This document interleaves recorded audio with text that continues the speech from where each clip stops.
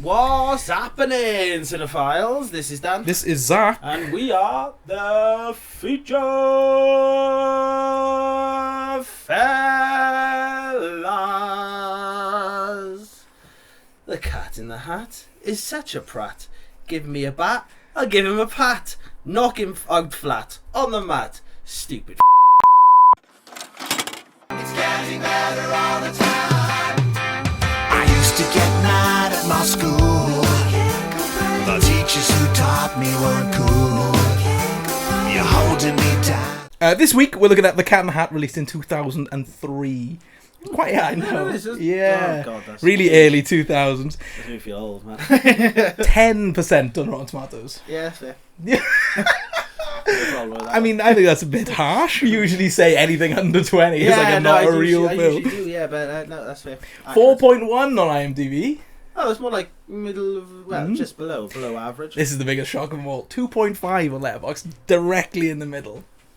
That means there's like equal good and bad reviews. Think of it that way. Interesting. Yeah. Interesting. Okay. Weird film, obviously. When we used to watch this as kids, I think I liked it, but it was never one of my favourites. It was one we did watch, but it was not my favourite. I think, well, I mean, I'm a little older, like, so I would have been about 11-ish, I think, when it's Too old to be watching it. So yeah, it was more my sister's. Like, I've seen this quite a few times, like, back in the day, because my sisters watch this a lot, but yeah, it wasn't a childhood thing for me. A lot of strange set design, a lot of strange Lovely. prosthetic work, Yeah. very weird, and just a really wacky film in general. Yes. Some insane facts about this film, and I had to copy them straight off of IMDb because these were too weird to not include, right? Okay, so, sequel was planned. This one I did kind of paraphrase myself.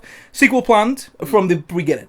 Okay. But Dr. Seuss's widow hated this film so much that she halted any work on any live-action Dr. Seuss films ever again. Oh yeah, no, because only There's only animations. because obviously Grinch was before. Grinch was before this 2000. Wow. So there's never going This to be ruined another it for one. everyone. Yeah. And then, Cheers, cat. It's crying now. according to the cast and crew, I have to read this exactly how it is. Working with Mike Myers on this film was such a horrible, nightmarish experience. Actors would wait around for hours for Myers to come out of makeup. He only spoke to his handlers and director during downtime on set. He had his handlers dress his trailer, and his area was all covered with tenting because he didn't want anybody seeing him. He also had a male assistant whose sole job was to feed him chocolates from a Tupperware container, and the film ended up having long and pointless additional takes of scenes because he overruled the director on whether they were good enough or not. I had no idea Mike Myers was like this. Asshole. This was like when he was at his peak, though. We share a birthday. Oh, well, that's very unfortunate for you. But yeah, no, this was at his peak, so this would have been like post Austin Powers. This was, yes. Just probably after Shrek, maybe around the same time? I think Shrek was 2005. Oh, right, so it's before Shrek, right, yeah, because this was when, or maybe more the live action stuff then, when he was, yeah, this is him at his peak, so this probably was the... So this film was originally supposed to be a different film. I can't remember the name of it, but then, yes, it was an SNL sketch that he was contractedly obliged to make. So Mike Myers had to make this film regardless of if he didn't want it. Sprockets, that's what it was called. They changed it then to go with Cat in the Hat, and then, yeah, this happened. You can kind of tell, though, it definitely feels like he's pushed most of this film. Yeah, and This is then him.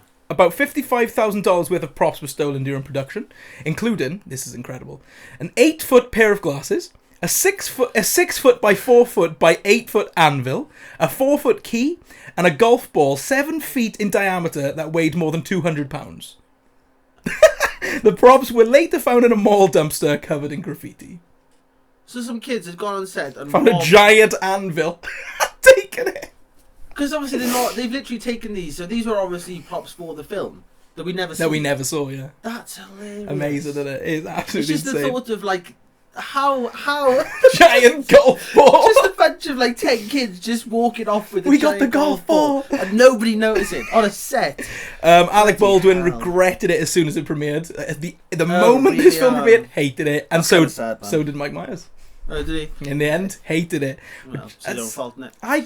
I just What you so, friend? I did not know he was like this. I thought he was a nice guy. Yeah, I'm not that surprised because again, this was kind of around the time where it was like he started to believe his hype, you know. Because I think this was when he had the Guru, the Love Guru. No, that was thing. well after this. I think that was like 2008. But I mean, as in, like, this was around, you know, he kind of come out with Austin Powers. Obviously, Shrek is, you know, is iconic. He then Wayne's World, so he's good. And he did this, and then he did, which we might cover. Maybe Love Guru, but yeah. So I know. But that's what I mean, though. He kind of hit that point, didn't he, where I think he was like, it was almost like, he just believed his own. When was the last time we saw him? Was it Inglourious Basterds? Disappeared. Yeah, probably. I think it was Inglourious. Yeah, he disappeared. Which I'm not surprised if he's got this sort of attitude. Though, I'm not surprised. Yeah, crazy. So yeah, thanks to Mike Myers, we never get another Dr. Seuss film. Not that I'm angry about it. No, I don't know enough. Not Dr. Seuss. I love the Grinch, and I don't mind the animated ones now. So I'm kind of on board with it. Yeah, so without further ado, let's get into the review. I used to get mad at my school. The teachers who taught me weren't cool. Film opens with narration. Yes. And that was supposed to be Cat's inner thoughts originally. The script of this film had it leaking out of his head. Oh. Yeah, really weird. Can you imagine if we'd seen that in the film, just leaking out of his head? Oh, so it'd almost be like kind of... Yeah, I'm assuming coming out of his like ears or something. It could be quite cool, but yeah, fascinating. Yeah, gross. Yeah, but yeah, with this, they're telling us a story that we're about to watch. Basically, it kind of goes through what's about to happen. I mean, yeah, if you've seen anything Dr. Seuss, you know this. Sort of wise, you know yeah, this. Yeah, this is literally exactly how it opens pretty much every time. You've got the poetry. Yeah, the kind of shot of the town and whatnot. Like the Dr. Seuss animation to start with as well, like from the books and stuff. So yeah. Yeah, and I think the town is set in, it's called Amville? Yes. Amville, because I thought it was Amityville. I was like, what? No. Amityville horror.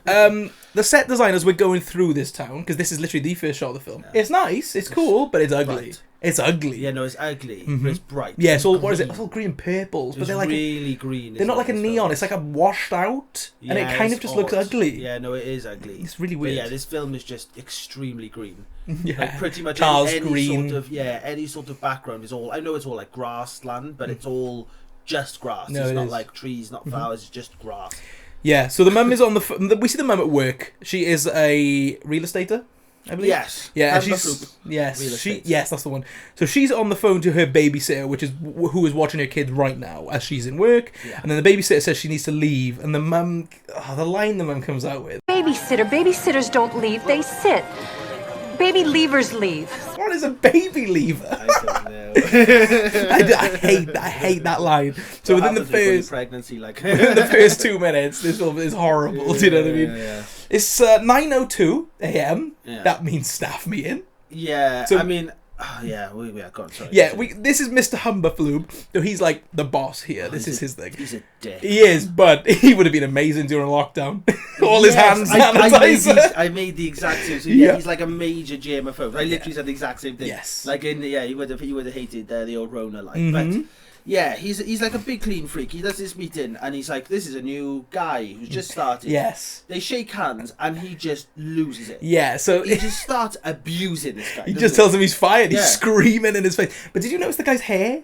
No. It's flat and he's got one little bit sticking up. Just a tiny little strand of hair. I don't know. No, it was don't kind get of like it was like an old kids film, like more 90s style, where it was like, I remember there was like a group of kids and there was one who had, it was almost like it's just that stupid. weird kids film sort of thing back like late 90s, early 2000s, where it's like the one guy who's got the hair stand up and look how funny it is. It just looks dumb. I it actually does really now, like when I was younger I thought that was hilarious. I was like, what? Yeah, now it's just silly. Like.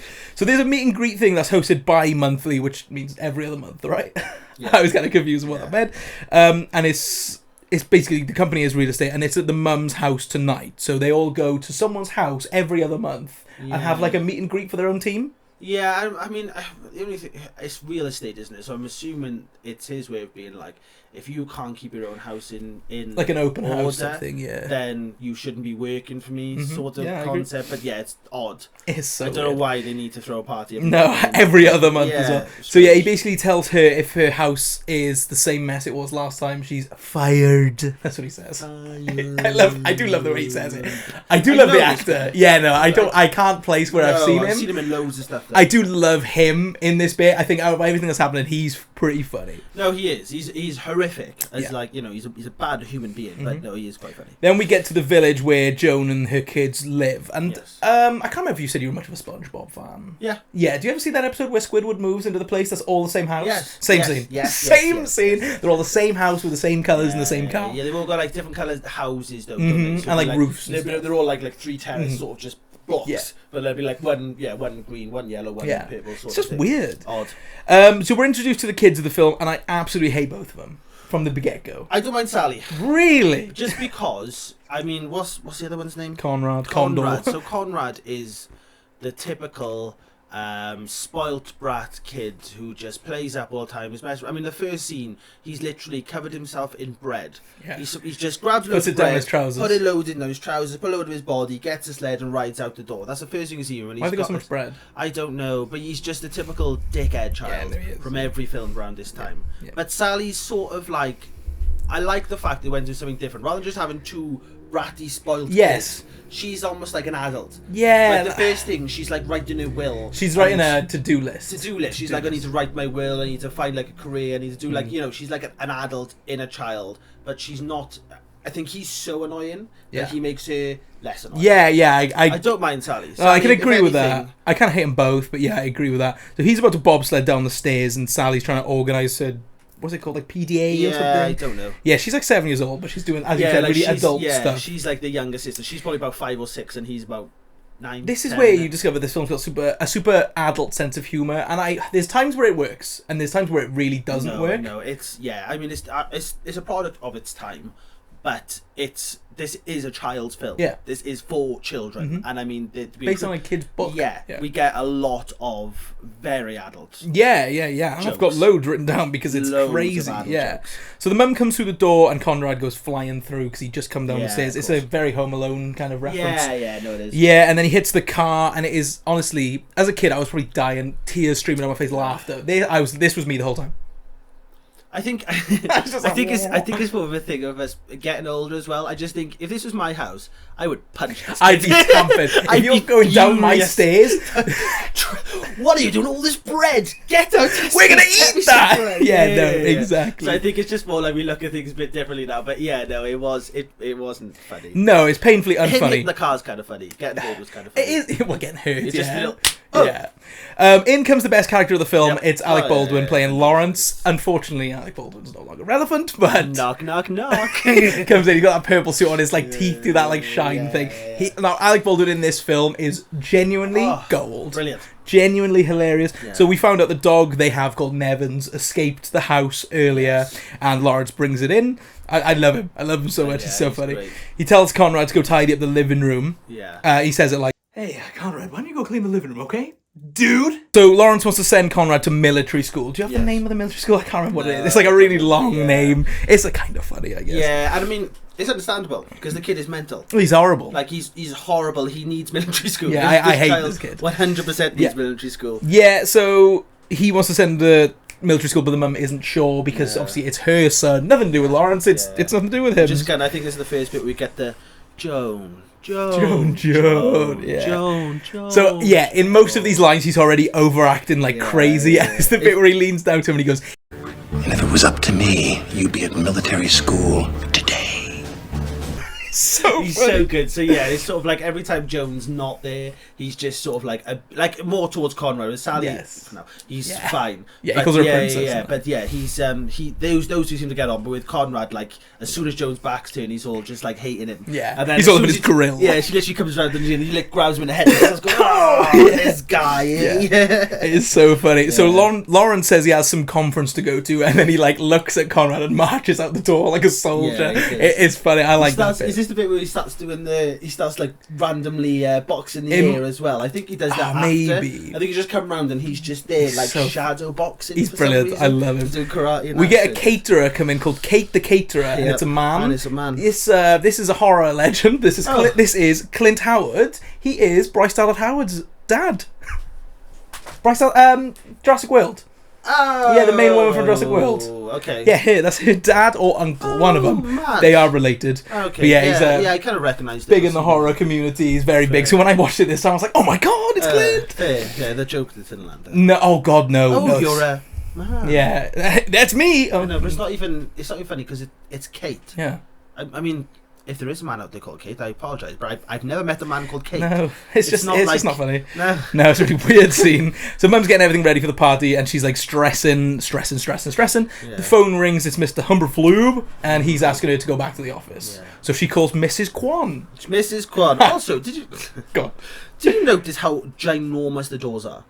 So they open the door, and they're generally about 15, 20 foot, the doors. And it's bizarre, like, you just see them going out, and I mean, like, there's... Huge You could get, like, two people in these doorways. It's really strange. Yeah. But yes, Mrs. Kwan. I love Mrs. Kwan. You can't not like Mrs. Kwan. She's so funny. She comes to watch the kids, and she just falls asleep instantly. Yeah, it is so amazing. Funny. So Mum's giving rules to the two kids for when she's gone. Yeah. And she basically tells Conrad to not be a dick, essentially. Yeah, sit down and be a normal kid, and don't... be an idiot. Please, for Mrs. I've got to keep this house nice. Yeah. Just don't ruin this Don't ruin the house. And then she tells Sally to stop chewing tobacco. It doesn't land at all. It's just so weird. No, it is odd. Why has she been chewing tobacco in the past? No, well, I think that is kind of... She's the angelic kid, and she's doing... Well, I think it's kind of going with the joke of she's basically like a 40-year-old woman stuck in like a 8-year-old body. It's just not funny. No, but I think... I didn't mind it so much because you don't see this. No, I think if we'd seen it would have been very weird. No, but I mean, in as general. as far as like how they show a child or portray a child, generally they're like messing around all the time. Whereas it was nice that she's... It's very different. Yeah. It's just I don't find it funny. No, not at all. No, but it's just a bit like, okay, yeah, it's kind of funny. Mum basically says they're not allowed to touch the living room. They can go play wherever they want, but they can't touch the living room because that's obviously where everyone's going to be for the party. And then Conrad just stands up, and it's really melodramatic. I understand it's a kid's mind. I get it. And he just goes, I wish I had a different mom. Like, that is so mundane. And then she goes, sometimes I wish the same thing. Does she mean... Yes. Does she mean Conrad has a different mum? No. Or she has a different mum? It's so weird. Yeah, no, it was 100%. The way she said this is if she wishes she had a different mother. Yeah, honestly, I paused the film and I was like, what could she possibly mean there? Do you know what I mean? Yeah, she 100% said she wishes the same. So, it's so weird. Yeah, it is odd.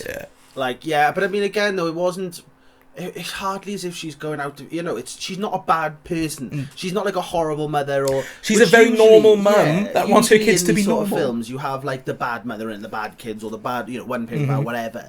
But she's a nice woman. Just being like, please don't ruin my house. Yeah. Like, I'm having people around, please. Yes. I hate you. I wish I had a different mother. You're like, mate. No, it's weird. It's really military weird. School now. Get to that school. We then see Lawrence still hasn't gone to his conference in this time. Yeah. So we see Joan leave the house, and he kind of does this. Yeah, I think he blows a kiss at her. Yeah, he's going into his car. Yeah, he's in his suit. And he's got like a nice kind of convertible car, isn't he? Yeah. And then as soon as she leaves, he just jumps out of his car, goes in his house. He's clearly not what he says. Back in. It's funny. Mrs. Kwan is sitting on the sofa watching some bizarre Taiwanese parliament. She turns out, and I mean, it's like a fighting show. It's not great. No. It's not great now. Like, it's the start of it's hilarious because it's obviously some sort of like viral clip where there must be some sort of I'm hoping it's Taiwanese, but there's some sort of parliament thing going on where someone's speaking, then like a guy just runs over and starts attacking him. They have a little clip, and then it's all you then in the background just like karate noises. And it's not great. And she's copying on the screen. Yeah, but she's sort of there like, punch the whatever sort of party they are. Like, this is kind of how they discuss politics, is by fighting. Yes. It was kind of funny, but it goes on for far too long. Yeah, the initial sort of like thing was like, oh, that's quite funny, and then it just kept going with the karate noise in the background. And a bit like, ooh. But she falls asleep to this. This is how she falls asleep, apparently. So that's what she does. Then the kids hear a bumping coming from the closet upstairs. Yeah, so they're sort of sitting there looking at it. There's like a little funny bit where it starts to rain, and then there's like a butterfly that just get killed. Yes, yeah. Kind of funny. Yeah, there's a bump upstairs. The kids go upstairs to investigate. Mainly Conrad. I think he goes first. He's kind of like, oh my god, we hear this noise. Yeah. He goes in. He opens the closet and he goes flying in. So you'd think there's a monster or something that's like reached him out, or someone's there, grabbed him in, and then it turns out he was just joking with Sally. Like, and then he just laughs and he's like, oh, I thought you had a noise. And then they turn around and there he is. The cat in the hat has arrived, and what's he saying? A monster? Where? And then they start screaming. It was scary. Yeah. No, any notes at all? So, again, I watched this. I remember watching this when I was younger and not enjoy it. I didn't watch it and be like, oh, God, this is great, but not being offended by it. Now watching it back, I was like, as soon as he turns up and he just starts doing, within seconds, and this is the running theme. So he has 3 jokes throughout it. He goes, yeah, all the time. Yes, he does. He goes, harumph. Yes, all the time. Oh man, that drove me up the wall. And he goes cockeyed. Yes. And these 3 jokes are the only thing yeah. that he can do outside. This is where I think Mike Myers took over.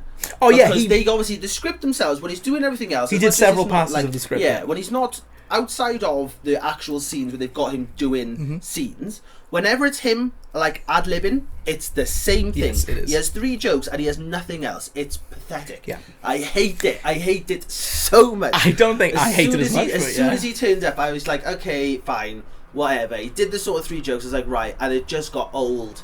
Instantly. Yes, I think there's parts of this film where you can tell someone with decent comedic timing wrote it. There's one big bit personally for me, which I think everyone knows, stands out, and it's genuinely, I had a good time watching that one bit. Okay. But I think that someone had a funny comedic idea and they actually all ran with it, and it's good. But there's scenes in this that are just painfully unfunny, and yeah, you're absolutely right. All of his mannerisms and jokes. That's what I'm saying. Everything outside of whenever you can tell, there's almost him being like, fill the gap here a little bit. He's just gonna go. Yeah. All the time. I'm like, what? It's not funny though. No, it's not funny watching you do it. Yeah. But you know what I mean? It's just instantly. It's just.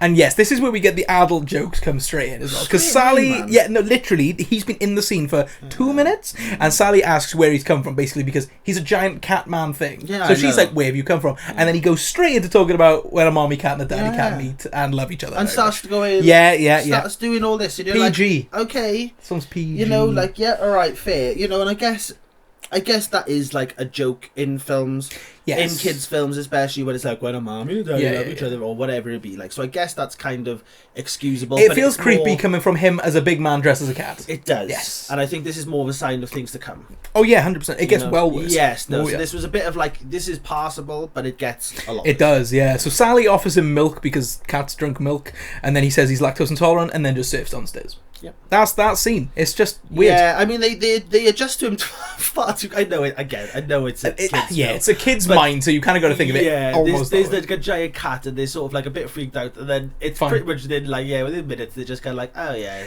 So you told me this before you watched this before I did for this episode. Yeah. This film is 86 minutes long. 86 minutes, and like it's already grated. Do you know what I mean? It is wild. Yeah. But yeah, I think that's the reason they adjust to him so quickly. Is because we're halfway through the runtime at this point. Yeah, no, we are. To be fair, it is bonkers. This bit's another weird sexual moment. He sees a picture of Joan, framed picture. Yeah, and don't get me wrong, she's a very attractive woman. She's a beautiful woman. But I just don't. Yeah. Yeah. So he takes the picture, and I kind of like the gag they do here because it's a harken back to old stuff. He grabs the picture and it like opens up. Yeah. I think that's funny. That's funny in itself. But it's also insinuating that for some reason their mother has a poster of herself naked underneath on the family photo. Just the family photo. I didn't think so much of that. I just thought that was a funny visual gag, and then it just keeps going, and he keeps looking at it, and his hat grows. Mm-hmm. Yeah, it goes hard and grows, which is just odd. And then he's like shivering, and he puts it in his fur, like as if it's like a coat. I didn't like this bit at all. No, it really made me uncomfortable. It is uncomfortable. And I'm not someone who gets offended by anything, but this was just odd to watch. It is odd. Like I think it's the extension, isn't it? It's if you just kind of went, oh, she's like, if they just done the gag, funny. That would have been fun, and closed it. That would have been funny. Yeah. But it's the fact that his hat grows, which is just odd, and then he like shivers and puts it in his fur. I'm not okay with that in a PG kids film. I think the only thing we can really compare to with stuff we watch is Son of the Mask.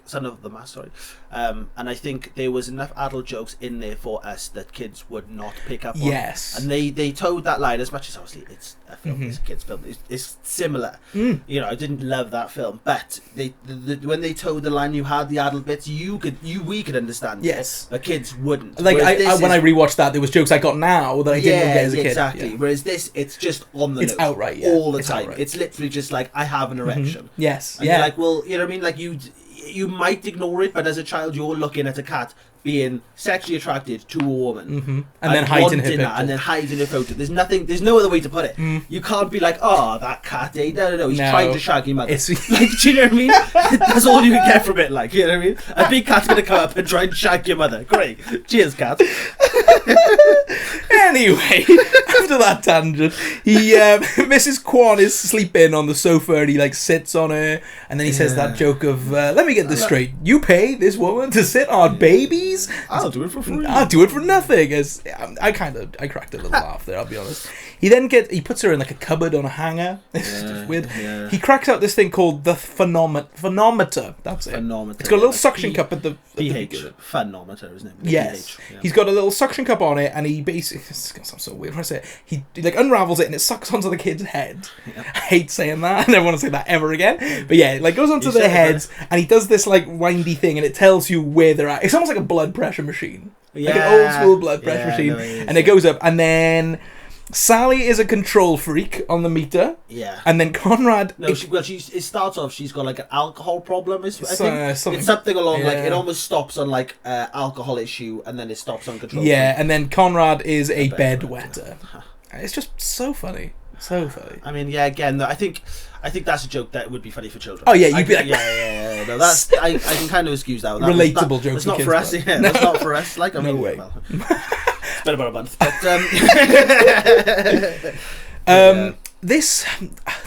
although I don't like the phonometer yet, I'm trying to figure out how to talk about this film. As much as I don't like that scene, it's not very funny. I do like in this film that they keep just pulling out random props. I kind of like that visual gag of, you need it, he's got it. I kind of like stuff like that. They're all like props, like legit. Yeah, props. And like towards the end, you get that tennis ball bit. I'm not to spoil it, but I love that bit, which is random. There's not like just random bits of like CGI he's bringing out. He's bringing out literal. It's genuine props, and I do like that. Generally, all the props in this film are good. Yeah, and I think that's always quite funny when he's just pulling out random stuff. Like when we get to the contract bit, that bit makes me laugh. He then gets this little tiny CD and he puts it in a CD player in his hat. He's got like a CD player in his hat, and then he cracks out in that song, and I hate the song. Yeah, I don't like it. Yeah, it's not even a catchy like, oh, this is fun. It's not. But it's about having fun. That's the whole point. Yeah. Then I forgot to even mention they have a fish in a bowl. Yeah. Fish comes alive. It's alive. And starts talking, and he's like a CGI fish. Yeah. Yeah, he's not funny. No, he's sort of like... Yeah, he's sort of like the sensible... So, like, in the weirdest way, this film is Sally's conscious. He's telling her not to do these things, and Kat's like, oh, but you want to do it. It's like having bad and evil, good and evil on you. And when I was watching it, I was like, oh my god, this film is literally the angel and the devil sat on her shoulder, Fish being the angel telling her, you need to keep everything. It's almost like Filial Parents have a Cosmo. Yeah, it's so weird. When I clicked onto that, you now watch the film and you'll notice it all the time. Yeah. Mm-hmm. Yeah, he is there. But yeah, again, he's just sort of like... And it's bizarre because he's pretty much the only animated thing in this film. Yes. Outside of the opening. And the effect in the end. With the house changing and whatnot. Yes, that's a very CGI driven moment. No, it is. But character-wise, he's the only one. Yeah. The song is going at this point, and it keeps going and going and going. Yeah, it's like balancing stuff for the end. Yeah, and so again, some really strange lines. He says that they took him to the vet to cut off his ball, and he never says balls. He says boy, kicks back into the song. And that's just like... Do we need it? Do we need that right now? Yep. Do you know what I mean? I quite like the costume design. I'm trying to find nice things to say about it. The costume design's quite fun. Is this with the whole bullfighting thing and all this? Is this part of the song? Yes. It is. Yes, because he's got the bullfighter thing. Yeah, he's got that fruit opens thing. Like a wardrobe, and then it kind of, it's like a normal song, goes into a bit of like a salsa-y sort of thing going on, and he ends up like bullfighting for a little bit. It reminded me of The Mask. Yes. And not in a funny way. No, I think that's what they were kind of they're just like a bull, but it's very obvious where he kind of opens like a wardrobe, and it's very obviously just like a shot of a bull charging sort of thing. Yes. Yeah. He drinks milk then, and he kind of blows up like a really big balloon. Yeah, because he's lactose intolerant. Yes, and then he does this like over-the-top burp, and I hate burp humour. I do not find it funny in the slightest, I never have. So this...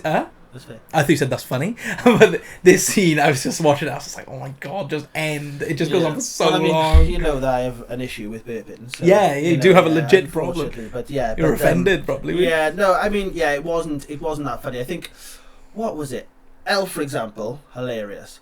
When he just Yes, downs that because that's just done for comedy effect. Whereas it's barely a bit. He basically starts spewing on the kids, doesn't he? No. He just does it, and like wind comes out. I swear, like things start hitting the kids. It's just not funny, and it's just kind of I don't really care. The fish basically tells the cat to leave, but the kids want him to stay. That's so weird because he's only been in his house for like 10 minutes realistically, and they're like, "Oh, please stay, please." I know they love this thing. Yeah. This bit I do love this bit. Is when he's saying he's got something for him and he's like, something magical and full of wonder. It's the contract. I think that bit's hilarious. Again, the random props that he just pulls it out. It is funny.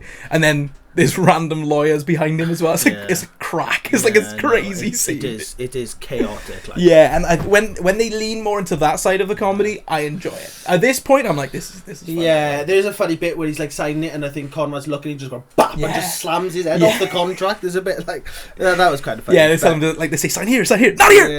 It's quite funny. This contract bit is it takes it's like 30 seconds. No, it was 30 seconds, but it was a bit out there, but yeah. Yeah, so all they want, it says the contract basically is they can have all the fun they want and nothing bad will happen. That's what they sign. We obviously realise that's not real, but yeah, and this film's like a weird metaphor for being more spontaneous in life. Yeah, because she keeps mentioning it. Conrad keeps telling her, "You need to be more spontaneous." And maybe this is. I'm maybe looking at it wrong. Maybe it's just a film for Sally. It's a what's the word? Philosophical film. That's what it is. Really deep down. I do feel like you're clutching slightly, but yeah, fair enough. I love it. I'll take your word for it. The cat goes into the living room then, where we're not allowed to go into, and the kids start shouting at him, basically telling him he's not allowed, and he wants to jump on the sofas, but he says they need adjusting before they can jump on him. Yeah. And then he goes into that like mechanic thing, like proper American. It reminded me of Homer Simpson, kind of to an extent, with his trousers down and whatnot. Yeah, it's the voice. It's the voices. Yeah, I get you. It's just very like Texan. Hey, mechanic it's really sort of thing. He's got like a plastic bum. Yeah, and it's like his jeans like right down. Yeah, it's not even a little bit. They're down, but it's like it's not his arse. It's like it's a literal put a plastic bum on and that, and he's kind of going through. So he's doing mechanics on the sofa. Pulls out a giant tennis racket. That's one of those big props, I assume. Yeah. The one that they maybe this is where they were going to pull them all out of. Yeah. And I don't like this whole bit, but I do like the bit of him in the sofa. Yeah, no, that's quite cool. And the tennis rackets are like cool. And yeah, I guess like if they'd lost all the props, it would have been like more funny. Yeah. But then an elephant comes out. Yeah, hey, down Simba! Starts punching it. Yeah, and then he gets a tennis racket and starts like hitting the elephant. Yeah. And then he has to go with the kids. This is the first time he has to go with the kids. Is this it? Yeah, because he literally is just like, why none of you help me? You should have done something. Like he's almost, he gets a bit like pissed at them, and you're a bit like, odd. It is odd. I mean, this whole film is odd, but really, he turns a bit nasty. Yeah, he does. It's the first time. Every now and again, he just does get nasty. Yeah, every so often, he just has like a really like dark side to him, sort of thing. And this is the first time where it's kind of gone from all like, hey, to being like, why do you help me? Do you know what I mean? Like, I hate you kids. You're like, sounds like me. All right.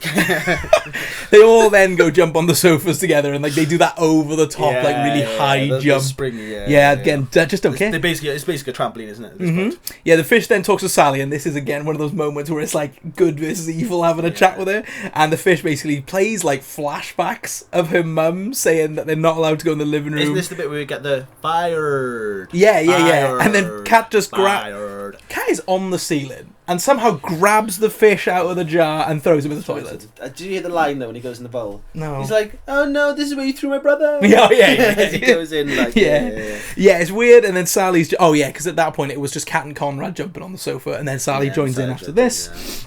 Yeah, it's just really, really weird. But yeah, I said it's like Sally's conscious. I did say that. And then Lawrence comes in, he does. And Cat's gone, and then he is. Sally tries telling him basically that she was telling Conrad off, like she was giving him a row for it. Yeah. And then this bit, I love the line here. Nobody likes a sucker. Then Lawrence starts sneezing due to cat allergies. Yeah. So he kind of is like, "Is that a cat?" But he can't see him, so he's just doing this over the top sneeze. He kind of walks in. I think he sees them. So yeah, Cat's hanging on the wall. He sees them bouncing his head, and then just kind of goes. Walks straight past him, grabs some beers, and just basically leaves. So yeah, it's kind of funny how he's kind of gone from being like, "Oh, I'm going to dub you," to be like, "I don't care, do what you want, I just want some beers." Yeah, he does. That was literally his point. So this is the I think this is the big moment of the film. So Sally wants to make cupcakes. Yeah. I do find this bit genuinely pretty funny, I'll be honest. Yeah, I do love it. So it's this big baking scene and it becomes a TV show, essentially. Yeah. And this is where I'm like, the comedy is so different to what they were doing already. Because there's a location change and there's like a set change. You see the kids are like watching this show and there's like there's no audience, but there's like chairs for an audience, but it's just them three in the audience watching it. Like a laugh track going on in the background as well. Yeah, and I never realised Cat does an accent for this whole scene. Because where's he from? He says he's from... it's like Sheffield or something. Yeah, he's basically supposed to be from... somewhere in England. Yes. He's supposed to be like from Cambridgeshire or something Shire. And ends up doing his Shrek accent. Yeah, I just never realised he was doing an accent. It never clicked. So he's supposed to be from somewhere in England, is doing a Scottish accent. Yeah, he doesn't understand. This man cannot another thing that Mike Myers only has is a Scottish accent. You like Mike Myers very much too. I hate him. Yeah, I never realised. Yeah. I didn't either. No.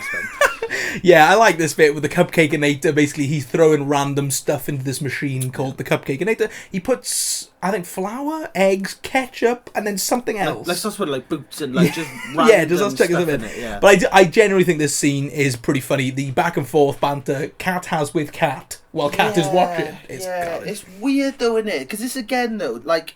This is a very adult moment as well. I don't like this. Really? No, because I just thought like the cookery guy, the guy that jumped, the guy who's like sort of the presenter. It's like Lorraine Kelly. He's right there, and then you've got like actual Cat next to him, who's just horrible throughout, and is basically saying, "I'm going to kill you." Yeah. And numerous times he's like, "I will kill you." Yeah, because if you keep speaking to me, I'm going to kill you. Yeah, and he calls him ugly, just like your mum. Yeah, and I'm just like, I don't get it. I don't understand like what. Yeah, so that bit is basically where he cuts off his own tail because he says, "I will end you," and then puts the knife down, cuts his own tail off, and then says, "Son of a bit," and then cuts it off. And I was just like, whoa, this film's really that's adult. what I mean. It was just a bit too. I think they both should have been a bit more. I think Cat should have been a bit more light-hearted as well as the cookery Cat. I think the fact that one was so like, "Hey man," and then he was just he wasn't doing anything, and Cat was just abusing it constantly, and it was like, you're a dick. Yeah, Cat is a dick. I just like really random, outrageous kind of nutty humour. I'm quite a fan of stuff like that. Because you get a nice little bit of the contract bit as well after the cat tail, when he's like trying to sue. Yes. And then he's like, ooh, they're like, don't, you know. He like pushes them away. Yeah, so I think throughout it, Cat is aware that he's in a film. He's the only one, but he is breaking the fourth wall all the time. This is where I noticed I actually like the comedy of this film. Oh, fair. Yeah, I was watching it and I remember watching this a few years ago and being like, I hate this film. But it was at this point where I was like, I'm not having the worst time in my life. I know you clearly are here. No, I'm having a great time, man. But I was like, do you know what? I don't hate this film. No, I'm having an entertaining enough time with the wackiness of it. Yeah, I think, to be fair, I think obviously now I've watched this is my overall view of it. But at this point, I was a bit like, okay, I wasn't that offended by it. Yeah. It gets worse. Yeah. But yeah, it was kind of, I think this was the first one where I was a bit like, ooh, that didn't, for me, personally, it just didn't land. Yeah. No, I didn't like so much fun that does not land. No. Yeah. And it was, I think this was like the first time as well when it was properly like, ooh, this is a bit too adult for a PG. Oh yeah. For a kids' film, this is a bit too adult. You know, like as I said, Cat's a dick. Yeah, and that's then not a nice. It's kind of weird to watch this and then go into Shrek, and you kind of think they're very similar in that. I mean, Shrek's great. Yeah, but it toes the line, doesn't it? Like Shrek's very adult, but then does very good kid stuff too. Yes. Where this is just adult with much, the odd kid. Yeah, it's basically an adult film wrapped up in a kid's like production. Yeah. No, I completely agree with you. So we're then out of the set and the oven. They've put the Cupcakeinator oven into the oven. And then the oven is like doing this like. It's about to explode, it's all smoking, and then it explodes, and purple like goo goes everywhere, all over the walls. Yes. That's it, all over the walls. Yes. And then Sally basically tells the cat that he needs to clean it up, and he's like, "Oh, I'll try." And then she like grabs him by the bow tie. She's like, "Try." Yeah, well, this is the first time where it's like, this is why I kind of like Sally. Cause it's the first time where she sort of like starts to be like, you're a nightmare. You're you know what I mean? Like you're actually starting to annoy me now. And I mean, we're probably about halfway-ish. I would say probably half. Maybe. Yeah. So yeah, she's starting to lose her head with him, which is it's understandable because that's honestly 5 minutes and I would have punched this guy. Yeah, and then it gets worse now as we go along for this bit. But yeah, I'm one of those people that if something annoys me and things keep annoying me, I'm gonna go oh my God, hard and I'm gonna get angry. Yeah. He would have slid down the stairs, I would have kicked him out the door and he would never come back. Like. Yeah. So he goes to tidy it up and he gets Mum's new dress. So yeah, that's another thing. Mum had a new dress for tonight's party. It's the pink spotty one. Yeah. That's what she's gonna wear, and it's in the like cellophane. And then he grabs it and starts wiping the wall with it, and they're like, "That's Mum's new dress." And they say it's ruined, and he does that really over the top, like, "Honey, it was ruined when she bought it," and I was like. Oh man! I know, but again, though, isn't it? It's like it's just more of him. He's just a dick. Yeah, he's a dick throughout this entire film. I love how angry you are. And you're just like, well, because the whole point of it is he's supposed to be like the fun, almost a fun uncle. Yeah. That's basically what they go for. He's like the fun uncle that's kind of, you know, without anyone to stop him. He kind of goes a bit too far, but he's supposed to be like, "Wait, we're having a great time." But he just comes out with these things, and you're like, "That's horrible." Like, do you know what I mean? Like, it's not funny. You're just abusing people. Yeah. He fancies it, now he's abusing her dress sense. You're like, what are you doing? So the cat says he's going to sort it, and he brings in this big red box. Yeah. And right, so thing 1 and thing 2 are in this box. I hate these characters so much. They're not great. Are they? They have one funny scene. They have one funny scene through this film, and it's not yet. But I hate these characters. You find that bit funny? Yes. Interesting. Yes, I do. Yeah. This is painfully unfunny, but I do like when the cat is talking about their names. Yeah. It's quite, again, it's very... Chocolate. So, this is it. So, call him Thing A if you like. He will also accept Super Thing, King, Kid Dynamite, Chocolate Thunder, or Dead. Yeah, so yeah, thing 1 is just thing 1, and thing 2 doesn't want to be 2. I think it's like, it's like A. Yeah, like something like that. So yeah, he doesn't want to be 2, so he wants to. That was a funny. It's the line delivery from him. Chocolate Thunder, or Man. I did like that. Yeah, that's a really good bit. The crate is a doorway from the normal world to Cat's world, so he's from like an alternate world. Do you know what I mean? It's like a weird other dimension thing. The Who's.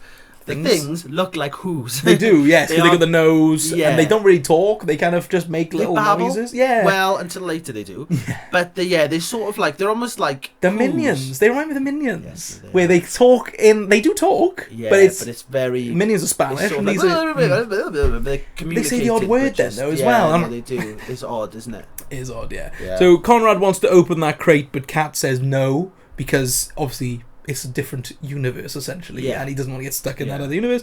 And then the things start cleaning up. Yeah, so he puts on like this like crab lock thing. It. So it's like a literal alive crab that kind of goes in and like hooks his claws.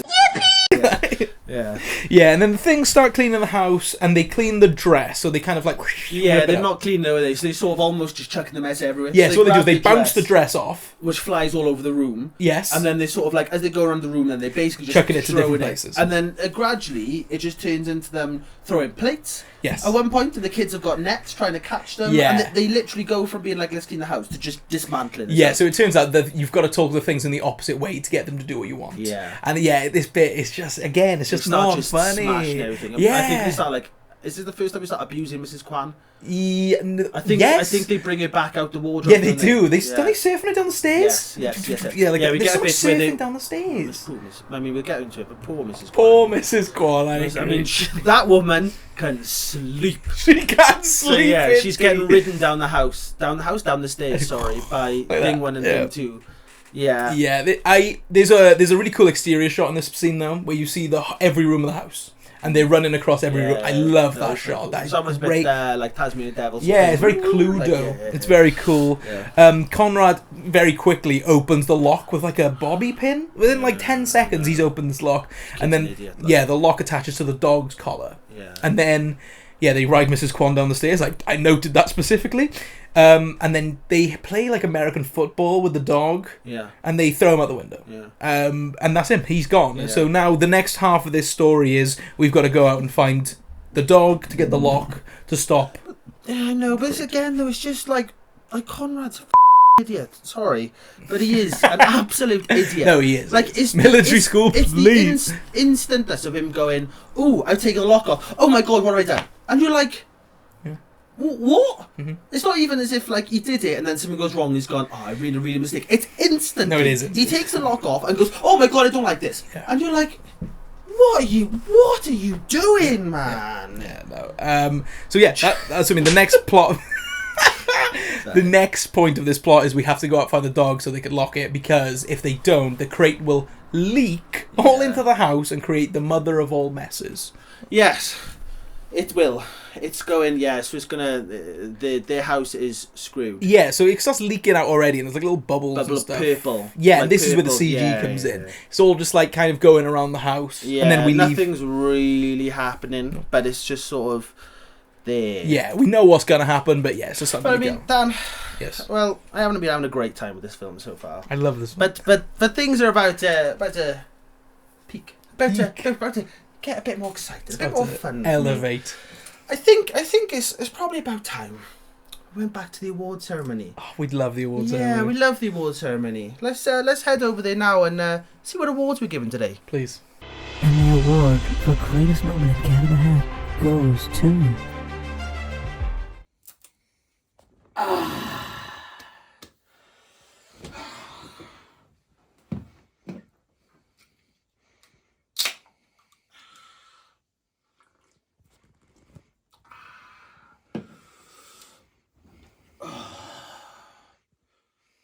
Yeah.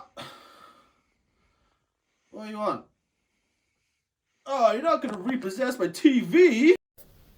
Hello there. Sorry I couldn't be with you. I am currently on set for my latest Oscar-worthy moment. But can you believe it? I actually won the award. Incredible. First off, I'd like to thank... So then Lawrence sees the dog that's escaped, and then he is also part of this plot to get the dog, to show Joan that they let the dog out so the kid goes to military school. Yeah. That is the two plots now that are going on to this film. Yes. It's... I hope he does. Yeah, Lawrence. I'm all for Lawrence Please, here. Lawrence. The cat is basically warming up to jump this fence, and this is just that generic fence joke that is just not funny. If this was Hot Fuzz, I'd be dying. Yeah. I mean, there's not. This is Cat in the Hat, and it's not funny. No, I know. So the kid, he basically ends up on top of the kids, and they're like pushing him up, Yeah. like pushing down their heads. Yeah. Yeah, it's not funny. Yeah. And then... Yes. Do you want to take this go bit? on. Go for it. I mean, this is probably one of Peak. two... Yeah, one of two, like just adult jokes. Just adult jokes. And I mean, it's become infamous, this scene, because Yeah, and obviously I'm not surprised, everyone's though. like, "Whoa, we laughed at this." Yeah, no, because it's not this again. This is a child film. Child film. So he Child film. child film, child play, child film. So he gets in the garden and finds a hoe, a garden hoe. Now, as a kid, I had no idea what this was. This is it is called a garden hoe. It is. He Yes. referred to it as a garden hoe. That's fine. But instead, he refers to it as a dirty hoe. Yes. Oh, look at this dirty hoe. Yes. He starts sort of like trying to kiss Yeah, this he dirty does. hoe. So it's not even as if he's gone, dirty hoe, haha, and carried on. Like, he's very much insinuating that a dirty hoe is something that is sexual. He tries making out with his hoe, they sort of like, they kind of pull him away, puts it down, and then he just goes back and like, and then goes over and sort of like, I love you, baby, I'll be back for you later. The line is, "I'm so sorry, baby, I love you," and then tries to kiss it again. So yeah, he's referred to a Dirty literal hoe. That's what he says. as a dirty hoe. So he's basically the insinuation is that he's got a woman, he's had his way with her, doesn't want her anymore, and then has gone back and gone, I'm sorry, I love you. Cat is a PG. This film He's a is. So anyway, after that, we're at a kid's birthday party, and this scene is just really melodramatic for no reason. I didn't even remember. Yeah, no. Now this scene is funny. This is again one of those moments where I think someone else had the idea and was like, "Let's do this." This is my second favorite. This is scene great from the film. Yes. So this kid's birthday party, and Sally's all sad because she wasn't invited. Now we don't know that this is one of her friends. Yeah, we do. Oh, we do we? Yes. So in the start, this is again why I kind of like Sally, because they give her a bit of depth. So in the start, I know. So in the start, they were like, "Oh, why don't you have your friends over, Sally?" And she kind of says something. She names that girl.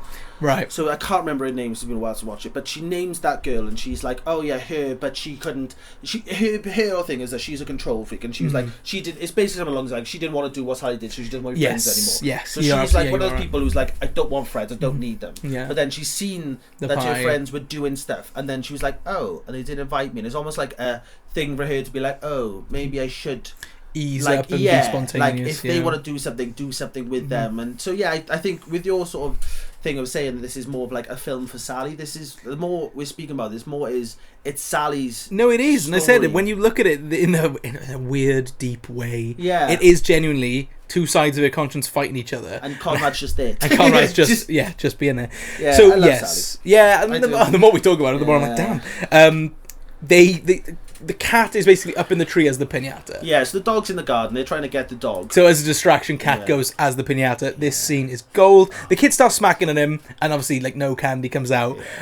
And then you get this big boy. I know this kid. Yes, he was big back here. Yeah, this was a big kid actor. Yeah, he was definitely. He was always the bully. Actor. Yeah, he was always the bully. So he's a big boy. Yeah, big boy. He's tubby. No, he's a big tubby tall boy, and he comes out with this ginormous baseball bat. Again, a oversized prop, which I find hilarious. So he kind of is like, everyone out of the way, and then he smacks Cat in the bollocks. Well, I mean, Cat doesn't have any balls. No, yes, no, he does. Oh, yeah. So he hits him in the area. Let's go with that, the area. And then as he does, he screams and goes to a different scene because he's in so much pain. It's just odd. It's Lionel Richie's Easy is playing as he's on a swing in a pink dress.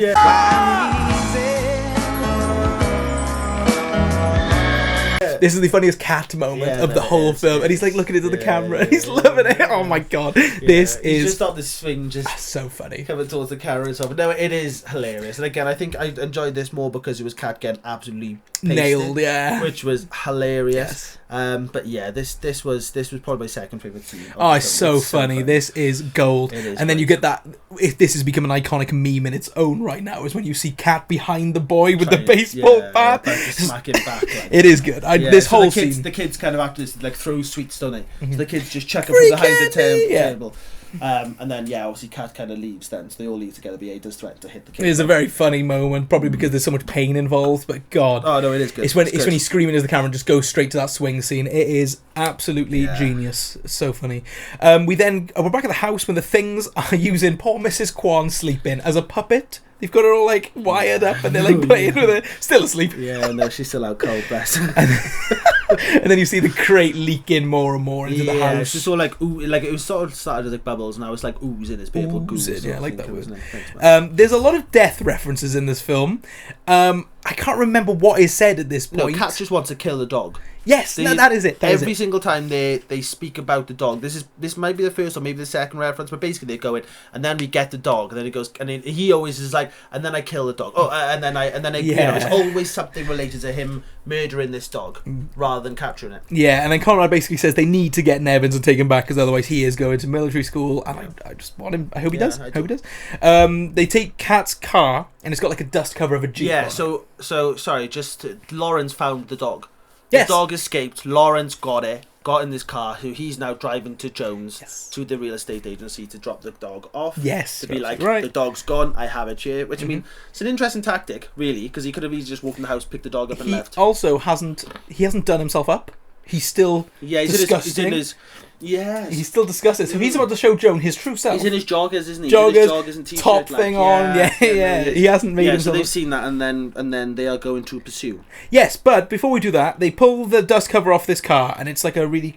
It's like a Hummer, basically. Yeah, so they take that off, and then it's the weird kind of Dr. Suess car, which is really weird. Yeah. Did you catch the name? Slow. Yeah. Did you catch the name of their other one? Yes, I have. Have I written it down? I did. So the last car was called the Super Hydraulic Instantaneous Transport. Yes, and the letters of those is. Yes. Again, another wild. So that's two on the nose. Yeah. That they are literally. And before car goes, oh, you mean, and Cat like breaks him off. But they are literally. This is them going, because obviously the new one is something similar. It's slow. Yeah, so it's slow, but this is a similar. Oh yeah. You know what I mean? Like they've gone super slow, something, or slow. The last car was super hydraulic, whatever transport thing. Which is, so you're literally telling kids, you're saying Spelling you're saying. Yep. Idiots. Yeah, and it was at this point I was like, there's so much going on. The notes, I was taking notes, were so sporadic because it was so hard. And then Larry's driving in his car, and I love this scene because he kind of goes, I'm sending Conrad away. So Cat is a really bad driver, and Conrad says that someone else should drive. I do like this part too, because again, it's like a gag joke. So he kind of grabs the steering wheel and passes it over to him. I think that's funny. See, I think that's funny. I didn't. I do love how different our sense of humour is here. Yeah. But again, this film is the lowest hanging fruit imaginable. No, so anytime they do anything remotely clever, I was kind of like, this is funny. Okay. Passes it over to him, and then he gives Sally a wheel too, and then Kat's got a wheel. They've all three of them got a wheel. Wheels, the car starts doing a donut thing, and then they just like crash it. Yeah, I mean... Oh, Dan, there's a lot going on. There is so much going on. There's been a chaotic half of the film, I think, I need a break, man. Yeah, I think we all do. Yeah, I think we're going to head over. Let's go into some ads. Please. Need a 5. Is this you? Is your head huge? Is it this big? Have I got the hats for you? Let's try this one. Not quite. We're almost there. We're getting there. No. Still too big. Let's try this one. Let's try this one. Not quite the fit. My head is just huge. It's very much like a watermelon. Let's try. Beautiful. It's beautiful. This is the hat. How do you feel? I feel great. I can do this for you too. Do you have a cat? Is this cat over the top, running round, won't calm down, won't just have 5 minutes, little pussy? Then I've got just the thing for you. New Snoop Cat. It's the catnip to calm all your cats down. Works just like the Snoop Dog, if you know what I mean. But it'll calm your cat down. He'll be sleeping for days. All this for just $20.99 a packet. Unbelievable. Order now. Wow, those were some great ads. Those were some brilliant ads. So, back into it. Let's get into it. So, yeah, they crash the car, and then they see Lawrence, going into the mum's office, and he's getting a ticket for parking instantly. Like, very instantly. There's just a policewoman writing up a ticket, and he's like, no. So they plan to trick Lawrence to give over the dog, and this is another big moment for this film. I remember everyone talking about this back in the day.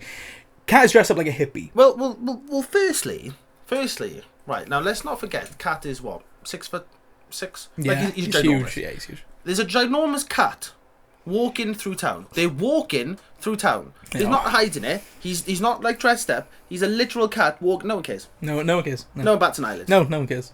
So he disguises himself as this hippie, and he's just no one cared anyway. No. I never noticed in this bit though. He has a septum ring. I never ever noticed. I am Cat in the Hat.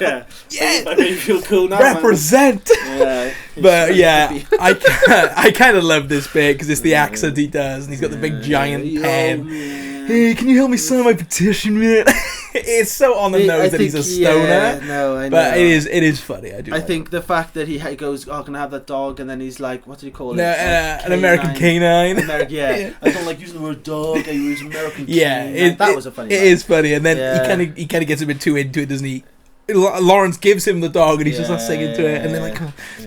I like that dog. Yeah, so they've now got the dog and they go away and they run away from Lawrence.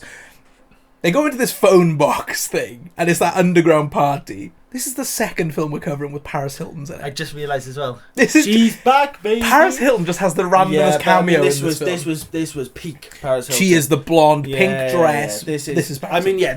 This is like a very typical Paris Hilton cameo from like films back in like early 2000s, where it's a party. They come across Paris Hilton, like her and Kat. Well, Kat's flirt with her, and she's just kind of there. Yes, like looking at him. Everyone in the background's got Cat in the Hat hats. They've all got Cat in the Hat hats. So yeah, they go into like a sign which takes you to a pole, which is an underground nightclub. Yeah. In the middle of the day. In the middle of the day. In the middle of Amville. With Paris Hilton. It's like being on drugs. So at some point, Cat puts his hat down and picks up a different one, or so he thinks. Yeah. So as I said, they've all got like cats. They've all got hats. Sorry, cats. They all got hats, and I think like something happens where like he gets bumped or something, doesn't he? He loses his hat. He's doing this. And like they've all like there's just loads of hats on the floor. I don't know if they all like take their hats off or something. I don't know. But yeah, so he just picks up a hat, and then they leave this rave, and that is just that's the randomest scene. But yeah, this whole thing is probably about a minute.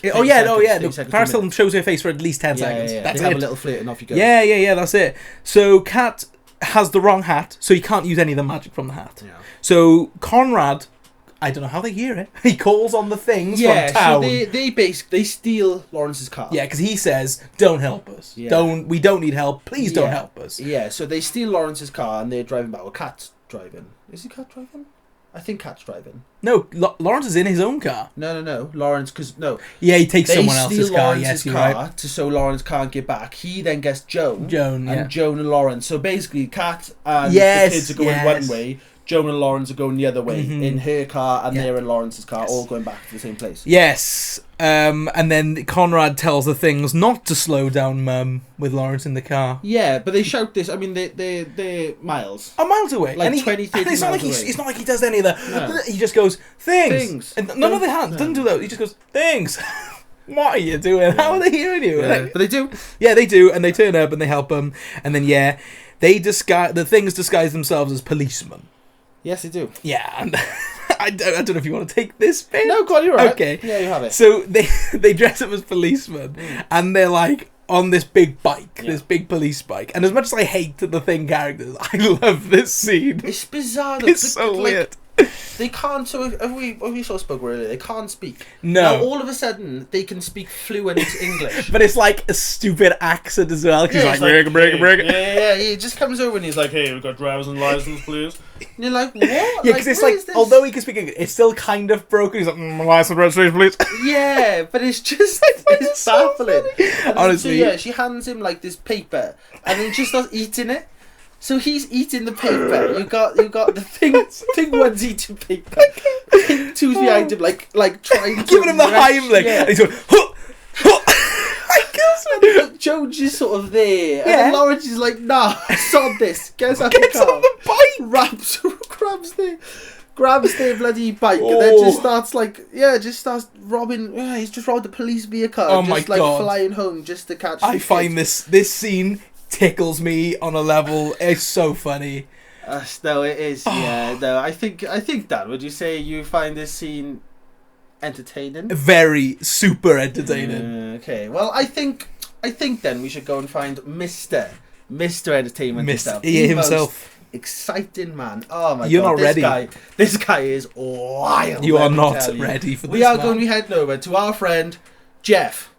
Come on, Jeff, come in. Jeff, you there, man? Oh God, no! I don't know what he's up to now. He's doing something crazy. We'll see.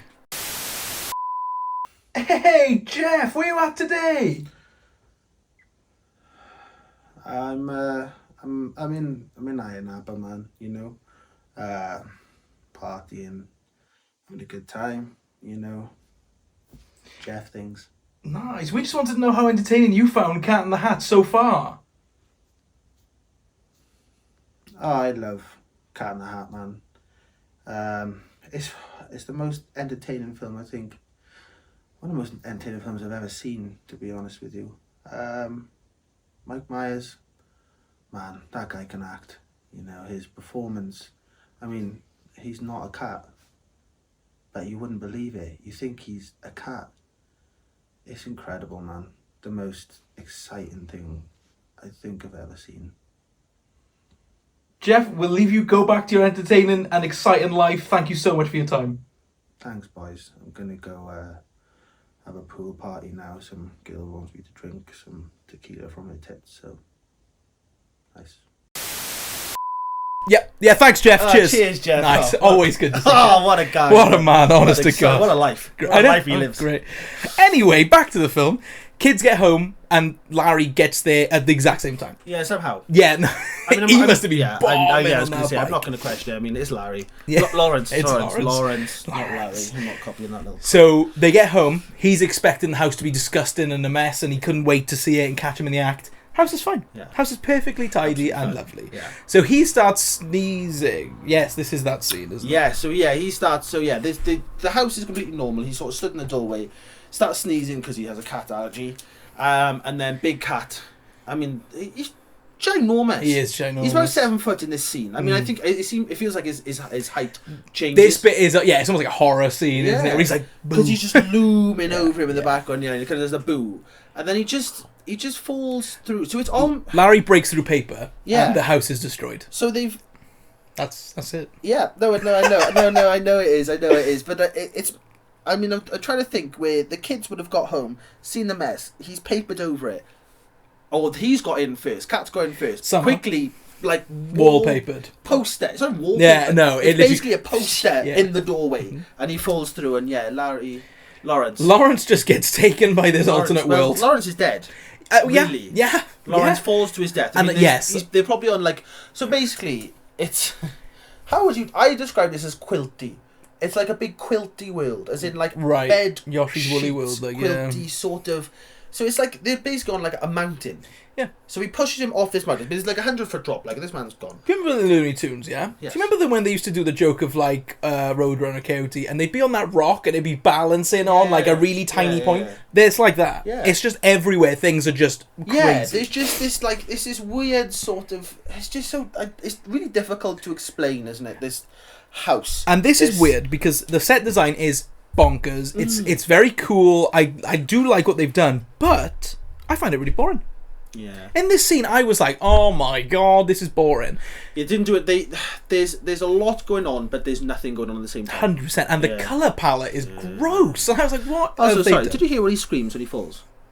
Judas Priest. Judas Priest, yes, yeah. Because he says it at one point earlier on. Oh, yeah. I can't remember when, but yeah. It felt like that was the first thing he said, and I was just like, that's a very odd reference. Yeah, just a strange Just reminds me of Judas Priest. Judas Priest. Rock on, man. So yeah, they need to get to the crate and close it, essentially, to reverse all this. Yeah, so it is the house. They're still in the house. It's just the house has been, like, formed into this other transformed, dimension. yeah. So it's like you've got all the rooms still, but it's sort of like all like disfigured, disformed, and all like weird. Yes, and they have a water ride to get through the house, and it's the ride you sit on is Mrs. Kwan. Mrs. Kwan. And I love this bit. No, it's funny. No, it is. The joke of them. Okay. This whole bit I find very funny. The joke of them like just riding. It's the way she turns up on the like sleep, and there's water in her mouth. She goes.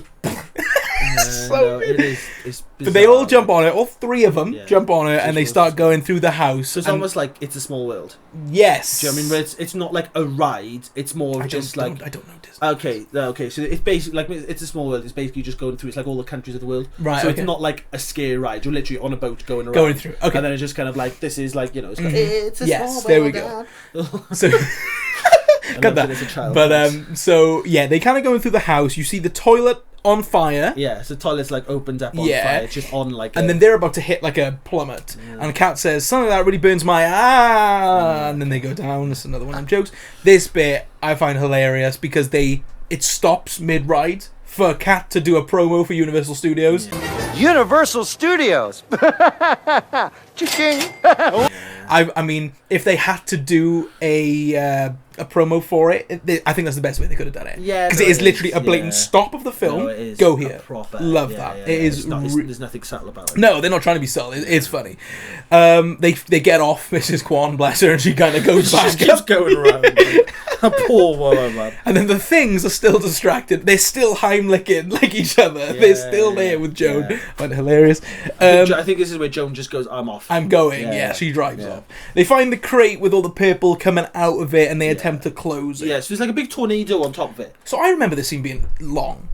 It's not. No. This whole end scene is like it's really 5 weird. minutes. So it's sort of like, so I guess this is the living room, which is just like, because you can kind of see the rooms. This is the only room where the room's still. I think there. You can see the sofas and stuff. Yeah, the room's kind of still there, but then, as I said, there's just a big crate with all this stuff oozing out of it, and it's just like there's like a twister above this it's now, purple twister at this point. Yeah, so Conrad starts to like sit on the crate to try and close it, but Sally goes up into the like hurricane twistery thing. Yeah, so she tries to help, ends up getting caught up in it. So he's holding her whilst trying to hold the crate. He is a strong Captain America with the helicopter. That's what he's doing. Yeah. But he basically says he has to let go of Sally for like 2 minutes just so he can close the crate. And she's like, no. But they do it anyway. He closes the crate, locks it, and the house goes back to normal. Yeah. And then explodes essentially. Yeah. So we're kind of like, it kind of goes like in, doesn't it? And then just kind of goes. And just sort of like the stairs break, everything's a mess. And the you whole see, house just falls apart. You see Lawrence come out of the faucet outside, and poor Lawrence. it's disgusting. And and he's like covered in that goo. Oh, that's gross. It's done well though. It is done well. The CG when he's coming out is a bit dated, but yes, it's all right. Isn't it? Yeah, yeah. It was nothing noticeable. Nothing offensive. No. Yeah, house is destroyed, and then Cat and Hat just starts playing tennis. Yep. He turns out he had the hat. He had his real hat the whole time. I do like when he cracks open the hat for the tennis balls. They're new balls. I love that. Yeah. So Cat says he planned the whole day, everything happening, all the destruction, everything. This was all Cat's idea. I told you. Yeah. Cat's Now we see he's a real knob. No, he's a complete knob. Yeah. The kids finally tell him he's got to leave because he's destroyed the house. At long last. And do you know what? Their performance here. Pretty good. No, it is. It is quite It is great. There's a lovely wholesome moment. So they finally. They kind of hold hands together, don't they? As well, the little kids like. Out. I nearly called him something far away. So they finally kick this out the house. They're sitting there. They've hit a point where they've gone. We've messed up. There's nothing we can really do at this point. We're just gonna have to sit here and accept this for what it is. Yes. So I think Conrad basically is like, look. You go upstairs. I'll take this. Don't worry about it. And then she's like, no. Yeah. You know what I mean, it's almost like it's a lovely. Oh no! moment. Sally tells Conrad to leave. No, Conrad tells her to leave. Conrad sits down and goes, "You leave. I'll take the rap." Yes, because that's kind of what usually happens. Like leave, Sally's leave. Yeah, Sally's like, "No, you're my brother. I'm going to stick with you. Well, yeah. This is our fault." So it is a nice moment. This scene is actually really good. Yes, yeah, it is. Like No, it's beautiful. Then the door, beautiful. It is. The door handle rattles. You think it's mum freaking out. You know, they're like, "Oh my god, here it goes!" And it's the cat. Oh, Rolf. Off. Continue. So, Cat comes into the house on this like cleaning machine, and he's singing another song. And he sure is. Yeah, I don't like the song he's singing, but then it kind of goes into a real song, like in the background, and I like the actual song. It sounds. It's very 2000s pop. Yeah, it's like end of film. It's like credits. Really recently, I've been listening to the Chicken Little soundtrack. And do you remember the opening to Chicken Little? No. Oh, okay. Well, it's very similar to that, where it's a very 2000s vibe, almost like rock song. It's like an intro/outro song. It's good. I like it a lot. Yeah, this scene is weird because everything's getting fixed, and they finally get back Mrs. Kwan, and she's back on the sofa. She comes in this big tractor thing. It calls it something again. I kind of ignored it at this point. So yeah, thing 1, thing 2 come in, and these vehicles are sort of like they're driving all up the wall, they're driving everywhere. It's like plastering, plumbing, like doing these machines can just do. They can do everything. Yeah, where they grab the dog and put him in like the dog shampoo and all that, and like chuck him in a little washer. They sort of like put in. I think with the Kwan, they put it through like a. It's some sort of like drive cleaning things, car wash, car wash thing. Yeah, it's a bit mad. Yeah, I mean the ending of this film, you can't really go worse than what you did all film, so it's kind of alright. Yeah, he basically comes back and he's like, I did this. Yeah. No, there was a reason. His whole point is, I did this because you needed to realise that you love each other, and it's all about responsibility and all that. So it's like the moral to the story is that I made all these mistakes, so you would learn your lesson, become better children from it. Yeah, it's like again, it tries to go really deep and it does. Weird, yeah, it does. I mean, as a kid, it could connect to some kids on a level, I guess. Yeah, it's kind of like, I mean, it's very pretty much most kids' films. Oh yeah, they always have a meaning. Yeah, you know, the kid's an arsehole for a while, and eventually they're like, "Don't be an arsehole. Be nice to mummy. Will love you. Yeah. Okay, thank you. You won't go to military school." Yeah, so the house is clean, and then the cat gets the phonometer out again. They're absolutely perfect, both. Yeah, they basically. But then they bring back the joke of Sally being a smoker. He says you need to lay off the cigarettes. I'm just like, what the hell is this joke? It's so weird. Yeah. Conrad and Sally thank Cat for everything, and the cat leaves when Joan comes home. Yeah. Then Lawrence comes in. I mean, to be fair, did you realise how long it took Joan to get back to the house? She must have been. She was walking like a slug. Like she must have been like crawling. You can see she's walking. Yeah. But it basically, as soon as Cat like almost enters the house, Joan pretty much pulls up, doesn't she? Yeah. So the whole time they're cleaning this house, Joan parks up, gets out, and in the drive, and just walks round to the house. But you could just see her walking this entire time. They stop, have the conversation, they're chucking him out the back, and she just managed to get in as she got out the back door. She is the world's slowest walker. At this point, I think she thinks her kid's Oh no, she knows Mrs. Kwan is there. That's fine, but she doesn't know she's asleep and not there. Like, you know what I mean? But yeah, so Lawrence turns up and he's covered in that purple slime. Yeah. He says the kids did it, and I love how unhinged Alec Baldwin is in this part. And then it's disgusting. He sneezes, and it like goes. It just makes the goo go more. Oh, it's grim, gross. it? And he starts crying. He does the Joan. But he's just like, they have like a giant cat this big. I think at one point in the earlier he goes, a big hairy man. The kids are running around with Joan, this is Joan the whole time. She's giving him this face. I mean, yeah, you know, it is. I mean, as much as we both love Lawrence, this is kind of very much the bad guy. Oh yeah. He's not the bad guy. He isn't not, but I love him so much. And then he asks Joan to marry him, basically in a really like desperate attempt. Right at the end, Joan, will you marry me? I don't think he's got a ring. It literally goes, will you marry me, Joan? Yeah, he hasn't got a ring. He's just covered in purple. He's just purple. And then she closes the door in his face, essentially. Then we just skip forward to the party. It starts. Mr. Humberfloop. One of those. He is happy with the house, and then the mum's like, "What did you kids get up to today?" And they're like, "Well," and then that's kind of the end. But then we get Cat and the things. Hilariously, though, the fish is still animated. No. Oh my god, I forgot about the fish. The fish is still there, animated, and no one cares. He sucks as well. No, he does, but it's just hilarious how like everything else has gone back to normal. There's a literal CGI animated fish. Your goldfish is speaking to you. Jones like, that old fish. What are they like? Eh? So yeah, we get the things and Cat walking out the house doing this like so they end up, the party ends, the kids and Joan are bouncing on the settee together because they still got the trampoline settee, which is, it's a nice little, it's kind of Cat cute. narrates the ending. Yeah, and it turns out the whole narrator was Cat the entire time, and he starts kind of going like, oh, and a really handsome like, amazing Cat. And they all start doing like backflips down the Did you notice the sky at this point? Yeah. It's all like purple and like thing. Oh, is it? So like... this film had to CGI the sky the whole time because there was so much pollution in the area. So much pollution where they shot it. The sky was black. So they had to CGI the whole sky. Wow. I know, and that's where you see it really, is that end shot where you see them walking down the street and it's like purple. Well, bloody hell. Weird, isn't it? Well, that's fascinating. And on that note, let's get some Gregory, shall we? Yeah, let's do it. Nice. I used to get mad at my school. The teachers who taught me weren't cool. So we'll start with acting for Cat in the Hat, and I find this is a very weird one to talk about acting. There's the odd scene where the kids are pretty good, but I think everyone pretty much sucks in this film. Alec Baldwin is a straight 10. I was going to say. Straight 10. I was going to say, not everyone. No, he's so unhinged and he's bizarre, and he weirdly went for it. And then to hear he regretted it is like wild. Yeah, like he really goes for it. He works in this film, doesn't he? Because he's doing the silly, over the top thing, but it works for him. Like he's in a child's film. Yeah, no, he is. Yes, I agree. Joan is boring, but I kind of like her. But she's boring. Do you know what I mean? she's not like a big. I said I've never been a fan of the kids personally. That last moment is quite good, but other than that, they do nothing to stand apart. Obviously, Dakota Fanning went on to be huge. Oh. Dakota Fanning, Sally. She's in War of the Worlds, Tom Cruise one. Oh my god, that's Dakota.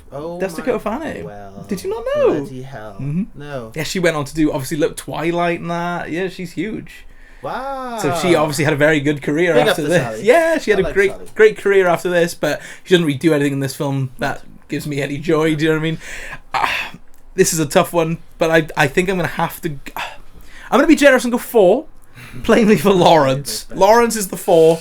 Everyone else, I don't care. I didn't even mention Mike Myers because he's just so in your face the whole time. It's alright, I got you. 4. Go. So, as I was saying earlier, yes, this is definitely... Mike Myers is one of those actors that I think when he is not in control, when people are reining him in, he is funny.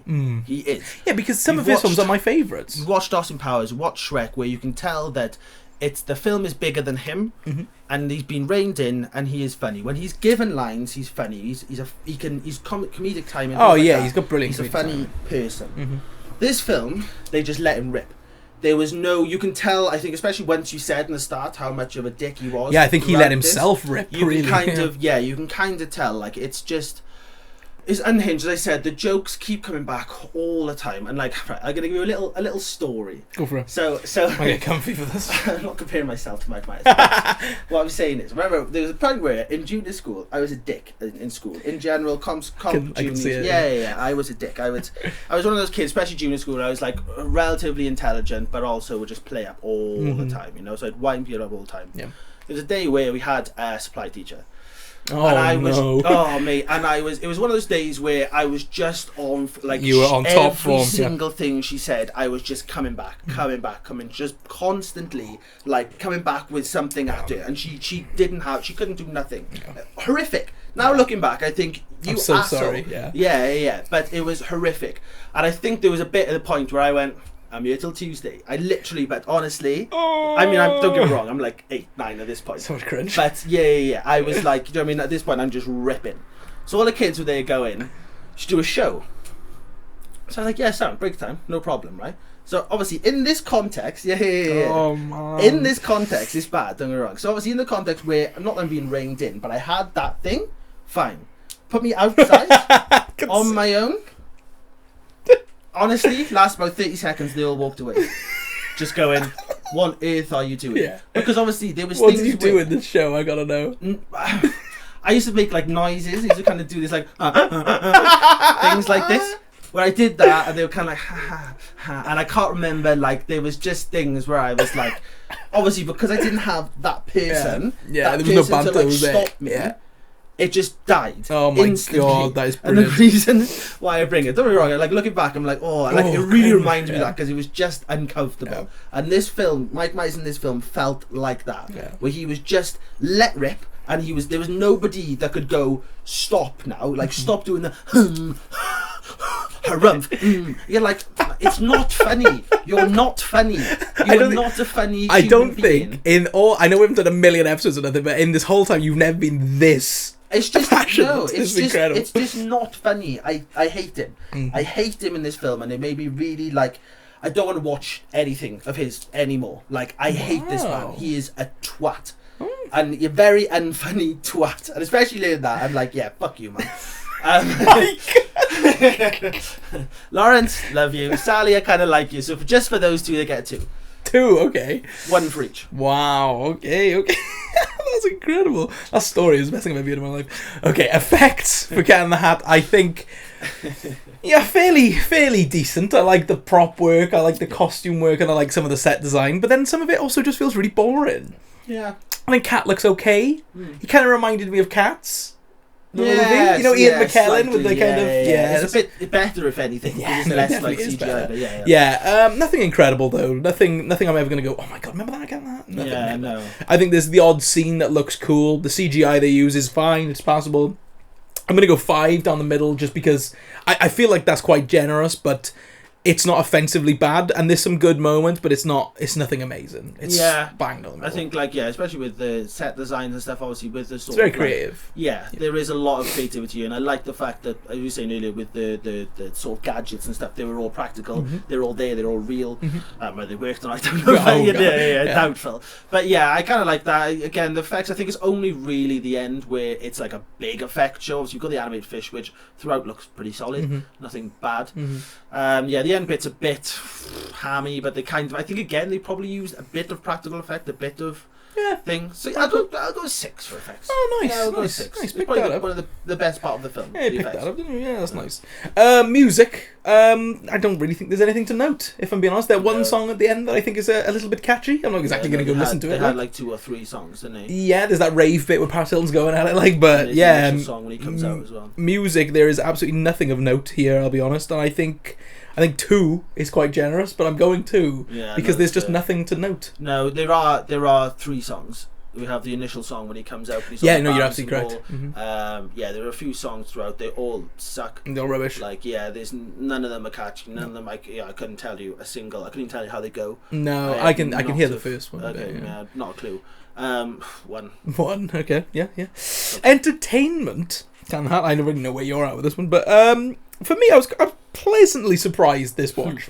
I said I haven't seen this film since I was an actual child. I'm now 27, so watching this through adult eyes, I wasn't as offended as I thought I was going to be. I've lived my life for the last 10 years going, I hate that film, because it's quite popular with kids, people my age who grew up watching it. So it's a bit like, oh yeah, that's great. It's actually funny. I'm like, it's not though. It sucks. And then watching it this time, I was like, it's not good, but I was entertained for quite a bit of the 86-minute runtime, I'll be honest. It's not the worst film I've ever seen. It's not the worst film we've covered, in my opinion. But it's not good, and I'm not going to go out and tell you to go and watch this film. But watching it as a 27-year-old man now, I've had worse times with films. I will go 6. That's fair. I'm the complete opposite, in a sense. No, but as in, I went into this being like, Cat in the Hat was alright. Like, because again, I watched it when I was probably like, well, as I said, it would have been like 11, 12, so I was around that age where it was, you know, you were still kind of watching cartoons. I still like watched Recess and all that sort of stuff, but like I wasn't, you know, it was a bit too old for like the children stuff. So this was probably something where it was like a blend. My sister could watch it, I could watch it and kind of understand some of the ruder jokes. The boner jokes, yeah, well, the whole film. So yeah, I went into this more like, this was alright, and I think the more it went on, the more, again, it is, Mike Myers brings this film down so much for me, so much, and this is his film. It's so hard. I can't, you know, again, I think Lawrence is great, but I think it has, Sally and Lawrence are, I know you weren't the biggest fan of Sally, but I like the fact, again, that she wasn't just a very generic sort of spoilt brat kid, that she had a bit more to it. Again, the smoking joke was a bit odd. It's very weird, yeah. But yeah, generally, I didn't mind those two. Honestly, this was a really long hour and 20 minutes. Yeah. I felt every bit of this hour and 20 minutes. And again, just for him alone, entertainment. 2. I just didn't. This is a sad day. I didn't enjoy this. It's all because of Mike Myers. Yes. Okay. I think he was really trying to go Jim Carrey Grinch here, wasn't he? His own version. Yes. Yeah. It was that, work. and you've got geniuses like Jim Carrey, like Robin Williams, who can improv. Oh my God! Yes. Do you know what I mean? Like you have obviously the Genie from Aladdin. Yeah. So much of that is improv, and they've animated. Oh yeah. Because these two are very funny, very like improv-y people. Yeah. And Mike Myers is like, I can do that. No, you can't. I can do that, yeah. Never make a film again. Yeah. Back you go. I mean, quite a while. Good. Overall, and recommend. I know I can't wait for this one. So overall, yeah, as I said, I wasn't offended. I was not offended. I had. It was the odd joke that I laughed, and there was one joke I had a good laugh at. The police joke I find absolutely hilarious. As you watch this video, you're going to notice. But it's not exactly something I'm going to go, guys, please go watch Cat in the Hat. Because if you saw this as a kid, you've seen it. You never need to rewatch it. Maybe if you've got your own kids and you fancy showing them something you used to watch and they're a little bit older, then fine, go for it. But I'm not going to sit here and go, please go check out Cat in the Hat, because it's gold. It's not. It's non-offensive for most of the runtime, but there's the odd weird moment. I can't recommend this film. I won't recommend this film, and overall I'm gonna go 5. Fair. Because I think the bad and the good kind of weigh each other out, and I think it goes straight in the middle. Okay. So yeah, that's fair. You can recommend this, surely. Yeah. Please recommend this to everybody. If you're a big Mike Myers fan, watch this film. Alec Baldwin alone, I'll give it a 1 because of him. Oh, is that it? Is that it? Yeah. Oh, that's it? I have nothing more to say about it. Recommend? No. Okay, fair. Yeah, so, 1. Okay, cool. For Alec Baldwin. And Sally. Half each. 1. Cool. I used to get mad at my school. The teachers who taught me were cool. So that was our disaster debate on Cat in the Hat. I didn't hate it. I don't exactly love it, but I didn't hate it. Yeah, I think I'm probably overly harsh on it. But yeah. I stand by it. Yeah, fair. And it's kind of nice to get that film you absolutely hate. Yeah, I've enjoyed this seeing is it. the first one I think where I've been brutal. Yeah, because it's been the films I've been a bit like, not first. I've been harsh, and then you've just come in and plummeted. Generally I'm the more positive one, but not this time. No. So yeah, enjoy that. So where can everyone find us online? We're on socials at The Feature Fellas. We are on Facebook. We are on Twitter. We are on Instagram. We are on TikTok. We are on Spotify. We are on Spotify. Yes. Instead of seeing us. Yes. Like the video, share it about, comment. What would you like to? I mean, that was based around the man himself, Mike Myers. How do you feel about him now?